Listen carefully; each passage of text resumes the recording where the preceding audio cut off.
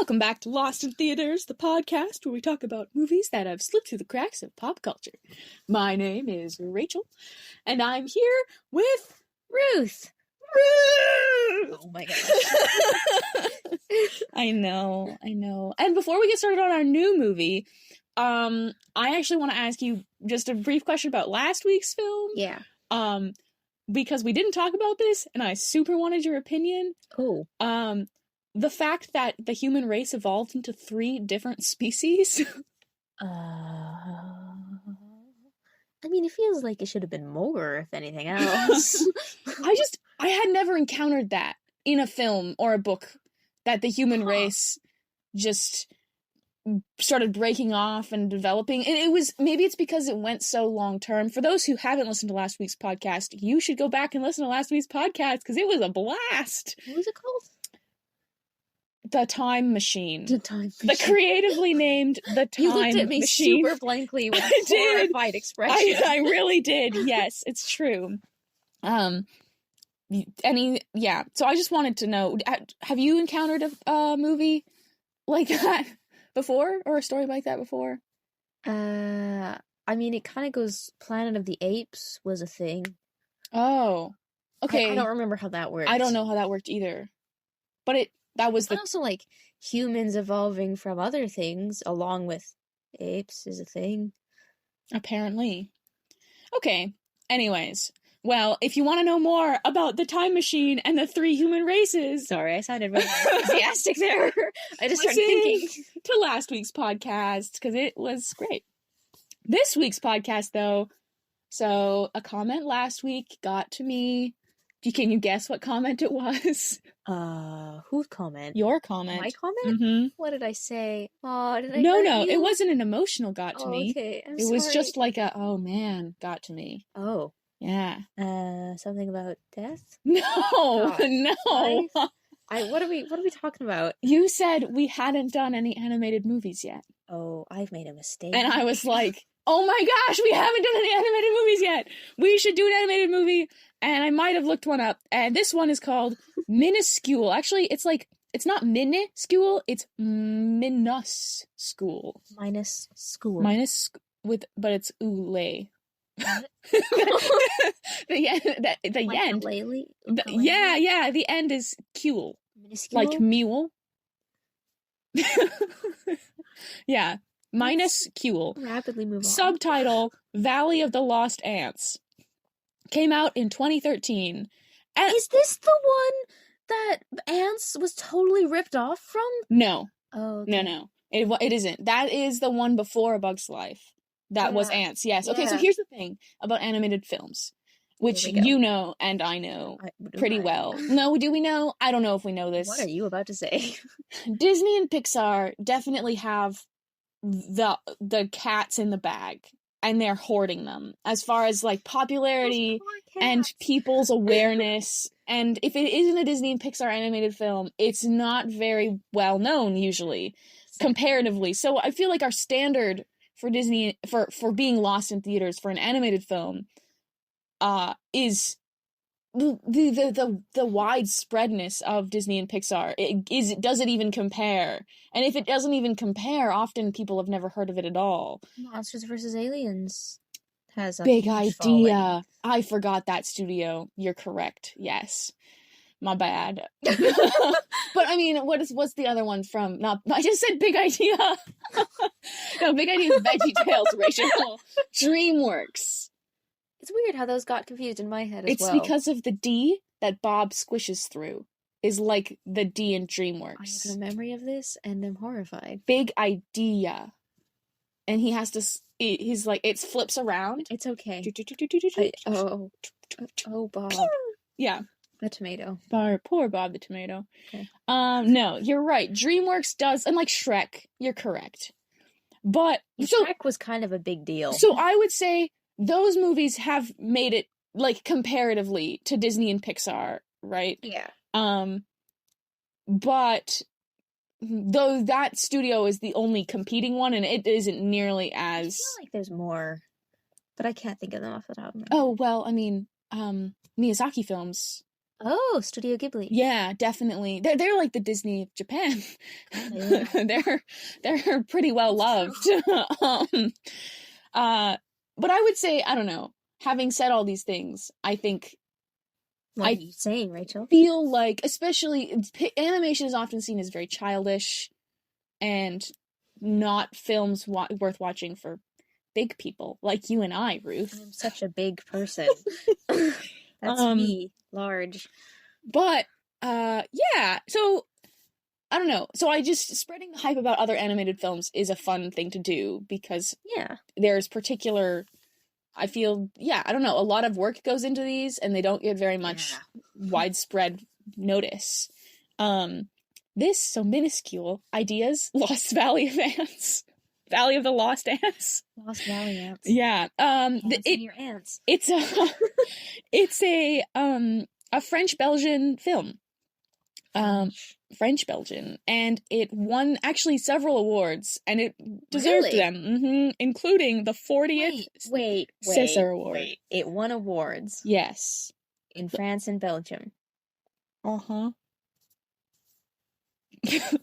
So, when we talk about things And that have San slipped Diego. through the cracks of pop culture, I don't know. I don't think this has a cult following even in the same way that the Lorax does. please don't scar me like that. No, I think, or even like Lorax, like you said, Shrek, or the way this is relegated to a children's film. Are cult followings a states thing? That can't be true. Oh, what do you mean? Oh no, I don't know. I don't think so. I just had that alarm. And I think that's not true. I think we did say American pop culture. That's a good point. Did we say that? We have now said now that. we have said that.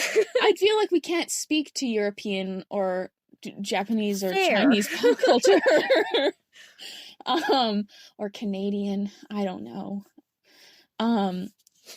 So sorry. I think moving on. I think it slipped through the cracks of pop culture because I don't think it got any tread here. Yeah. I had never heard of the film, and even in artsy circles, which this deserved to be in artsy circles because she's pointing a finger at me. I did. It's live action and animation. They use actual footage of nature. It's gonna be okay. I know! It's so weird because it should be more jarring, but it isn't, as it is quite pleasant and cute. Really? Yeah. Aww. Yeah, it is very it is it is something to adjust to. Yeah. And it almost gets into the uncanny valley, you know? But it does avoid the uncanny valley, and it does a good job of that. The other thing to note is the sound, which is very curious, because it has a great, you know, it's there's no words. It's a silent? No, I was gonna say it's a silent film. There's no words. There's just sound blippings. So there's a soundtrack that's really pretty. Okay. They do a good job of, you know, making it sort of unique in its nature, soaring and treading and bloop bloop bloop bloop. You know, the sounds that the bugs make. Okay. There are bugs. Ants. Okay. You said it made it sound like more than ants. More on that later. Okay. So the sounds that the bugs make. Noted. Sometimes they're normal bug sounds. But actually, most of the time, it sort of... I know why I thought that. Because of the movie Bugs. There's a movie... Bug. Just bug. Oh. Bug. I'm sorry. I had no association with that film. I'm really sorry. And now you've brought it into this place. I'm really sorry! How could you? I was trying to find an explanation! Okay, no, this film is nothing like that film at all. Okay, so the way the sound works is that it uses, when the bugs are flying around in a pasture or whatever, it uses like traffic sounds. What? I don't feel like the sounds of cars and whistles and things. And then there is communication, and it takes the form of like whistling, and then some of them make little tiny trumpet or fart sounds, as I referred to them in my head. Totally. Sure. So that's sort of, It's fine. and so some of it's definitely, there are unnatural sounds that contribute to the communication. It isn't like a nature documentary. Manufactured sounds? Yeah, I mean, the sounds that they make aren't sounds that you'd find. City sounds. Yeah, Okay. yeah, exactly. But it has a unique effect, I think. Yeah. I think the film it garnered a sequel. It has a sequel? It has a sequel. Which again is against my case that it's lost in theaters. It was rather popular. No, but so did Alan Quartermain and the Lost City of Gold. Fair. Okay. And that was concerning. Yeah. Okay, so this was directed by Helene, perhaps, Giod and Thomas Sabo. Sorry, guys. The fun thing about Helen's name is that she has 3 E's. The last one is not accented. Who's Helen? The director, Helene, perhaps. Oh. Helene. The middle 2 E's have accents in opposite directions, pointing at each other. What does that mean? It means one of them is like an accent up, and the other is like a grav down. And they make a little mountain in the middle of her name. Oh, okay. It's really cool. How do you pronounce? I don't know. I'm sorry, madam. Madam. So for a vibe, if you like A Bug's Life, or epic or stories about small things, it's worth watching. I think it's at times there are moments of deeper sadness and longing in this film than the other films, but at the same time, you mean deeper than the ladybug pretending to be a girl? Yes. Crying? Yes, deeper than that. So there's deep sadness and longing, but I don't know how much deeper you can get than I that. think there's also Sorry. Yeah. Ah, yes. That came to my mind. You'll understand why. It was painful because it was supposed to be comedic and it was like really disturbing. Bug like cries. the bug is having a serious crisis, and the movie didn't present it like that. Okay, I'm done. Okay. Yes. No, I did it again. The yes, no. That's gotta stop. That's gotta stop. Okay. It has deeper moments of sadness and joy, but it also is a lovely little tale. So it's odd. Very quirky too. You know? Quirky. Like QWERTY. QWERTY. And so what we have learned apart from a lost day, God has lost it in my his ears book. just plugged as soon as you started singing and it started ringing. Wow, I sorry. Wow. It's the power of my voice. Maybe. Okay. Medium spoiler section. Are you ready? Is the audience ready, Ruth? Do you think the audience has any lingering questions? You know, maybe that's something you should ask on Tumblr, Twitter. What do we use? Well, the thing is not live streamed, so you are the audience, Ruth. No, just as a general poll. Like, is the audience ever ready when Rachel says, "Are you ready, Ruth?" Oh, yes. Let us know, please. Please. Do you have any lingering questions, you think? Well, he covered sound effects and audio, and who would watch this? Did you cover that already? Yeah, kind of. You gotta be, it's in the Bug's Life zone. If you want something, kind of, you know, solid. It's new. So it's it's a new experience, Did you I think. say when this came out? 2015. Oh, okay. It's a new experience, especially insofar as it is kind of filmed like a documentary series. Really? Yeah. Stylistically, it has a documentary vibe, but it also has a narrative that is you would never find in a documentary. Yeah, it treads that line very carefully. Like a social justice film? No, more like a story in a book. Okay. You know? Like the Velvet. Like Curious George. Okay. But different animal stories. What was I gonna say? Oh, so did you watch? There's a Pixar short film that came out recently called Piper. The little birdie? Yes. No. Yeah, the birdie on the beach. Yeah. Okay. I don't remember all of it. Do you remember the style of filming? How it uses lenses to put certain things in focus and other things out of focus as though it were an actual so this does that as well. Okay. So it's very beautiful to look at. Yeah. Okay. Low spoiler section. Here we go. Oh, that sounded painful. That was a good one. For those who are wondering, I just beat my chest. I didn't beat Ruth, I promise. Oh. Man, that did not look comfortable. I thought it was fine. So it's a story about a lost ladybug helping a troop of ants get sugar back to their hive and then defeat a rival group of ants. A ladybug. Yeah. So it was I swear it was complete coincidence that I brought up the ladybug earlier. I mean, that's the thing. It's a primary character in A Bug's Life. I think. No, it's not a primary character. It's an almost primary character. I think it literally functions the role of a secondary character. Yeah. It's a secondary character, but it's a very memorable secondary character. The whole circus troupe. They're very characteristic. This ladybug didn't evoke that ladybug, except in the fact that it was a ladybug. Yeah, it's interesting. A lot of those jokes weren't for children. Poor sister. It's too real, man. So That also wasn't where I was going. Oh, okay. No, I mean, like, the real struggles in children's films, like Up. You know, when you watch it, you're like, I've never gone through that in my life, but my heart is breaking for you. But the thing about Up is it wasn't used for comedic effect. That's why it's different. Than the ladybug? Yeah, heartbreak used for comedic effect versus heartbreak used for tonal seriousness. Yeah. Well, this movie doesn't do that. Okay. It, actually, no, it does do some seriousness.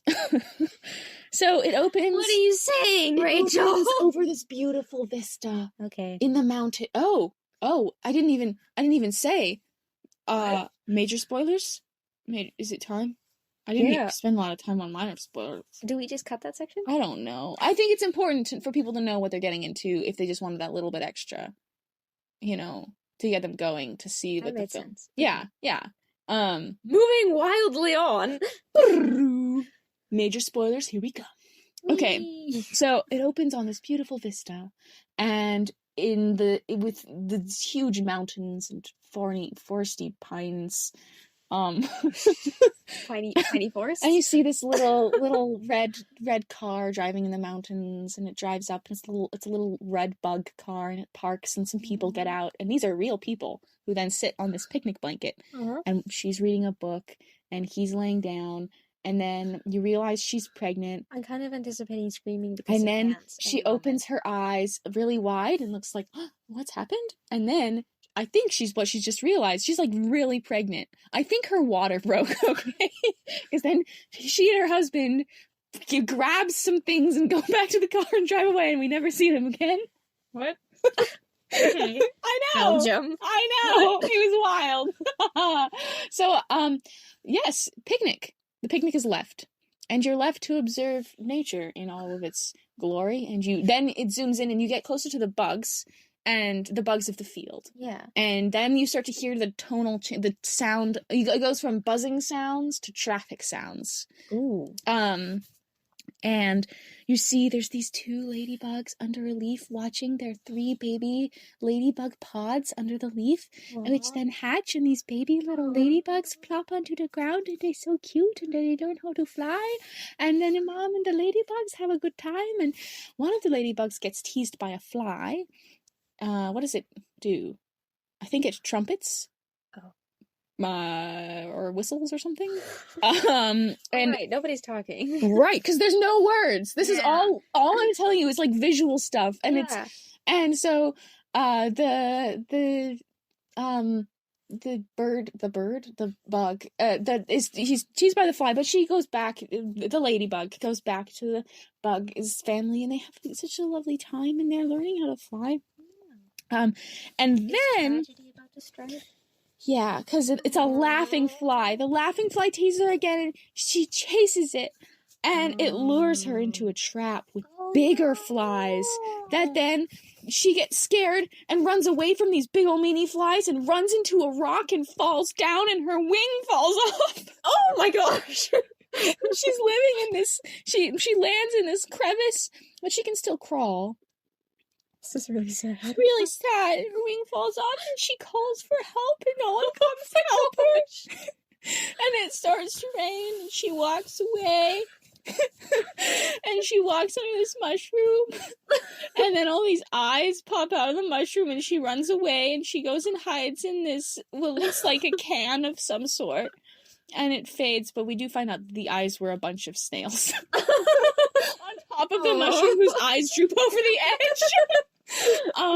So it's really sad. Yeah. And she wakes up and she peeks her head out and she's actually in a tin, and which is the tin. And we know something's in the tin because now it's daylight and there's light coming in and there's like a crack and we're like, what's going on? And she looks out and there's all these bugs on the picnic blanket, doing stuff, getting the things. Yes. And she sees like a box of matches and a bunch of grapes and all this stuff. And they're moving around. And then this sort of coalition of ants shows up. They're black ants. Yeah. And they send out the scout who finds the tin. Oh. And tastes the sugar cube in the tin. Has a little bit of like moment, and then goes and tells his friends, like, we are taking this tin. Uh-huh. So they remove the tin with the ladybug in it. Oh. At one point, they get it across the field, and then they drop it down these rocks, and it busts open. Oh, and they go around collecting the, there's only like 5 or 6 ants, maybe 10. They go collecting the sugar cubes, and then this lizard shows up. No, actually, the ladybug is out. Okay. Outside of the tin now, she's fallen out too, and she's like, I don't know what's happening. And the ants all surround her. And then she farts, and the ant passes out. I don't know if ladybugs do this.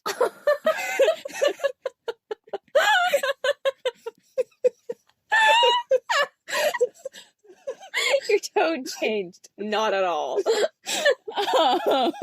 So then a lizard comes out of the rocks and scares the ants. Uh-huh. And the lizard is like prowling around them. But the ladybug has gone back to the tin. And she makes a really scary sound in the tin. Uh-huh. And scares the lizard away. Okay. And so now the ants, she rides on top of the tin with the leader ant. Okay. As they go through their business. This isn't a tin can. No. This is like an Altoids tin? Think cookie tin, but rectangular and checkered. Oh, okay. What? Helpful? Yeah. Okay. I definitely have an image in my head. Yeah. Yeah. Okay. Good. So, they continue on their way, and then we discover the villains of the film are the red ants. Oh, and well then. They are following, and all this time there's like beautiful scenes and the ants carrying things. It's great. So the red ants see the people going, and they sort of put a blockade in the path. There's just 6 ants or so, 6 red ants. So the black ant offers them, I think it's supposed to be like a bribe or something. And he puts this like sugar cube in front of them. Yeah. And then goes back to the tin, and they all get in the tin and go away. They have like eyes that move and stuff. The ants do. So and expressions. They do have sort of expressions, and the lead ant, when he whistles, it's because they're like army ants, right? So they like are a troop. So he has a sort of whistling, and every time he whistles, his little claws go from like looking like a crab to looking like not pursed lips, but like a little flute, like like you'd have like a whistle. Yeah, so it sort of switches to that and goes back. So it's a little odd. I know. But there you go. So they take the tin. They end up being chased by these red ants. Over a waterfall even that was floating, and you see the courageousness of ants as they use their bodies to balance the tin. The ladybug actually falls in at one point, and they rescue her with their little things. They save the ladybug. It's great. She almost gets eaten by a fish. They fall down the waterfall.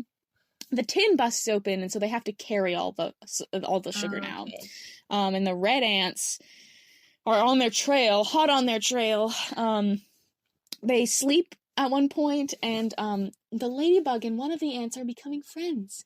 And they stay up and look at the moon, and the ant whistles, and then the ladybug makes its weird little farting sounds, and then he's like, no, whistle. And he tries to teach her how to whistle, and then she tries again, and it doesn't work. It's really adorable, and she wakes up the whole ant party. And they're like, oh my goodness. Okay, so like I said, they're still hot on their trail. They get the sugar cubes to the big ant pile. It looks like a termite pile. Yeah. It's huge. It's like towers. Oh, like the ones that the elephants play with. Yeah. Yeah. So I don't really know. I looked it up, and as far as I could tell, I don't really think this is a thing with just normal ants. But it's okay. It does a fine job. It's a little exaggerated. Yeah. They go in with the sugar cubes, and the ladybug is discovering this whole thing, and the lead ant is like her friend and helping her go through all of it. It's really lovely, and they go visit the queen, who's approving all the food that comes. One with her little sniffs or whatever, and whenever she smells the things, often she out of her backside is produced an aphid, like a little green. It looks like a little green lima bean, like. Bloop. Yeah. And there's little green lima beans running around places in the hive in the hill. It's kind of a weird little. So they bring the sugar. She tests the sugar, and she's like, "This is amazing." And then she eats the sugar, and the ladybug and the ant look at each other, and then she produces just this mound of aphids. It's a bizarre moment. So, not aphids, babies? Yes, okay. Yeah, like little green lima bean. Because I'm thinking ladybugs raise aphids, or is it the other way around?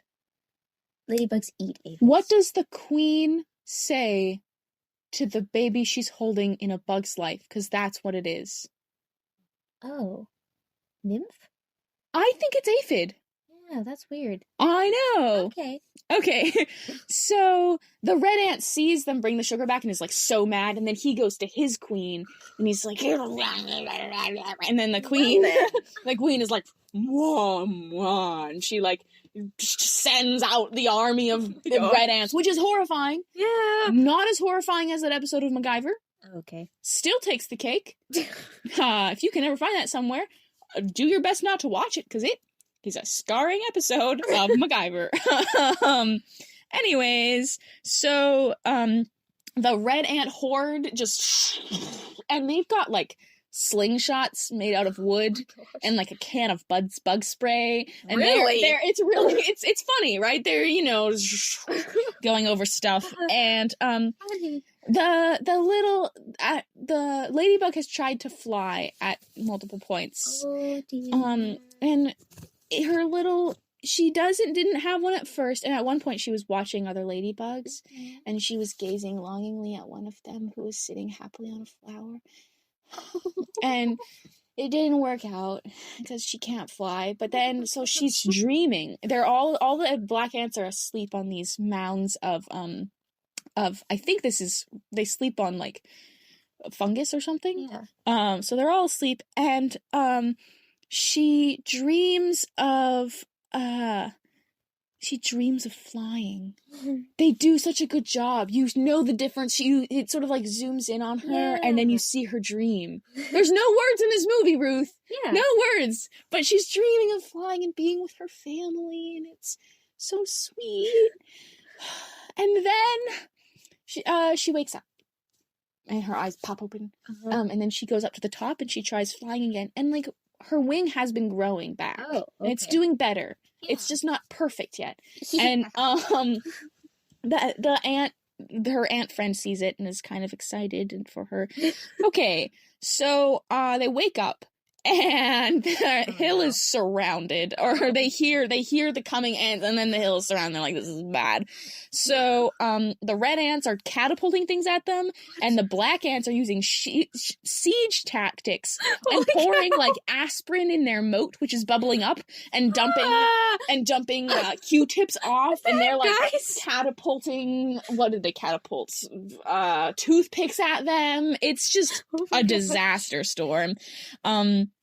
So then the queen ant holds a council, and the ant friend and the ladybug go off to this special place where they find another ant who's solving a puzzle. Oh. You know those things you get at cheap fair, like cheap prizes where you solve for a picture? Yeah. Okay. Little squares you land in the square. Exactly. Yeah. Except this one is one of the number ones where you try to reorder it to like 1 through 15. Yeah. So he's doing that. He's got one of those little ones set up, and he's like, he's like moving them around. And so they go up, they explain what's happening, and he goes back, and he brings out the fireworks and a box of matches. Okay. So they bring the fireworks up, and they open the box of matches, and they look at the directions on the back. There is exactly one match in this box. So they threaten all the red ants, and then they light one, and it goes up, and it's a firework. So it's kind of weird, but it does land in them and explodes, but they lost the match, and they don't know what to do. And then the ladybug remembers the box of matches at the picnic site. Yeah. So she's like, I've got a plan. I need your help. So they get a $1 bill, and the black ants fold it. They have it in their storages. They have, by the way, when he went to go get those fireworks and matches, it was like towers of human stuff just in there. It was great. So they fold a $1 bill into an paper airplane, and they shove her off of it, and then she flies over the red ants, and then she flies by herself. And she flies all the way back, and she finds the matches, but she can't lift them. So she goes, and then someone's coming. It's a black fuzzy bug. Don't know what this bug is. Okay. And it picks up the matches and just walks away. Oh. So she follows them. Meanwhile, the ants are still under siege. It's kind of, I called it a soot sprite because it looks kind of like a soot sprite from Totoro. Oh, okay. So the black fuzzy soot sprite bug takes it back and goes into this drainage pipe that she saw when she was little, actually. And it's, dark and scary, and she steals herself and goes in, and she follows the bug, and the bug has a dollhouse that it has set up in the drainage pipe that she follows. The ladybug follows this other bug in, and she's watching, and it's a spider of some sort, and this black fuzzy bug uses the matches as the source for putting her webs in. So she sees this around the corner. Meanwhile, there's a frog in the drain that has seen the ladybug happen. And the frog looks over the window of the dollhouse, sticks its tongue in, and drags the ladybug back. And you're like, oh my gosh. But the thing is, the ladybug is resisting, and so there's like this tension, and then the house gets pulled over, oh my gosh, crushing the frog. What a way to go. I know. Ladybug has another dream, similar to the last one. Yes, the dreaming bug of flying again. It's wonderful, and her family. She wakes up, and it's so funny because she's in a bed. Because it's a dollhouse. So she wakes up and she's in a bed, and the fuzzy bug is watching, and then gives her a little food. She's like these little grape seed things that they suck all the juice out of. And so she does that, and then the ladybug explains why she needs the matches, and the fuzzy bug is just like, sure, have them. And so she takes them away. It's very funny. It's very odd. Little side trip. Wait, but she can carry them now? She carries them now. She can do it. She tries really hard, and she doesn't. Oh, okay. It's a very odd. It's not a very, it is sort of, shoot for the stars. You can do it. But it is like there's a process of healing. You can't do it right away. She had to wait. Okay. So then on her journey back, guess what she hears? The flies terrorizing another ladybug. She's like, you know what? She drops the matches. She Uh-oh. goes and she teases the flies, who then chase her. And they sound like bikers, by the way. They have this like kind of sound. Yeah. And so they chase her up the mountain, and she ends up running with them on the road. Which actually she crossed with the ants, and she knows, and there's a car that's coming down. She avoids the car, but the flies don't. And then they all are laying on the ground, and they're making like broken car sounds. Like it's bad. And she then proceeds to like go na na na na boo boo, but not out loud, in bug sounds. It was very weird. Anyways, she goes back, and I think she and the other bug fell in love. The ant? No. The other ladybug who she rescued. Oh. I think that's what was supposed to happen. Oh. Because they kiss happily, and as ladybugs do, they like press their little heads against each other. Yes. It's very excited. Maybe their family? I don't think so, because of later things. Okay. And then she's like, but I gotta go! So she gets her matches, and off they go. Off she goes. And the other bug doesn't come. I would have brought the other bug with me. We would have gone together, but that's okay. She brings the matches. They light the fires, blow up the other ants effectively, but also their own home. So they're deep under the ground, but you know what saves them?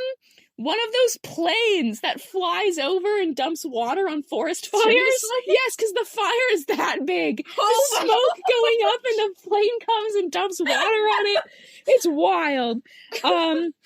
And then, you see some more beautiful mountain footage, and the ladybug is happily, they have 5 little other ladybugs. Okay. So presumably they are happily engaged and married, etc. with the babies. It's very, happy ending. And they float through the grasses, and then you see the anthill being rebuilt. And then you see the ladybug and the ant watching the sunset together. Aww. And there's majestic music, and that's the end.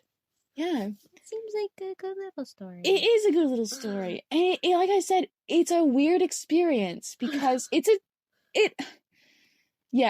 you're willing to watch A Bug's Life, or even, Disney movies, this definitely fits that audience. You can be in that sort of, technically they're kids films, but you don't have to be a kid to watch them, and you like them, and they're good stuff. Yeah. I think this definitely falls into it, not necessarily because of the story, but because of the film style. Okay. It is something to just sort of enjoy. Yeah. Cinematically. And the story's fun too, like you've heard. So what did you think? I like that. Yeah? Yeah. I think I would watch that. It seems pleasant, doesn't it? Except for the beginning. The beginning seems really hard. Yes, it was. Did she get her family back? I don't know. Oh, okay. She goes back to the community. Okay. So I think so. Okay. I think it is because she's back with the bugs in the same field. Yeah. And there is a shot that's really, it was very poignant to me it was a shot of the valley. And it's so interesting because it was just one valley in the whole mountains, right? And this is where the bugs are. It was like an insight, like, look what could be happening in your own backyard, Yeah. It's cool. Yeah. What would motivate you? Would you like the idea of the graphics, or the idea of the story, or? I think actually the story. Yeah. Yeah. Usually when it's animated, it seems safer. Yes, you can deal with hard topics. Yeah. And come at them from a different angle. Yeah. It can be a little easier. Like Finding Nemo, if you've lost your child to kidnappers, and you just kind of... Yeah. It's a little easier to deal with that. It's like the Taken! I've never even watched Taken! I don't even know the premise. I assume someone is taken. Is it... Wait, what's that movie with Liam Neeson? You've got to be more specific. No, and he's famous. He has that line. He's famous. Yeah, he's famous. It's Lord of the Rings. He's very memed. He's not in... No, I'm kidding. he's got that meme anyways. I will find you. That's the line. Anyways. So... On that note. Should we finish with a song? I'll sing a little song about. Nope, that's copyrighted. I'll sing like the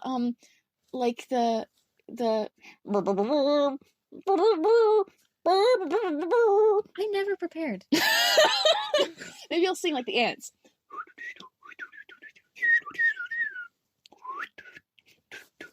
Okay, I hope you could hear any of that. Still stands. Thank you so much for listening. Yeah. We are on most podcast platforms. You just turned away from the speaker. We are on most podcast platforms. We would love if you left us a review, actually, on Apple Podcasts. We'd like to gain an audience there for some reason. We take criticism.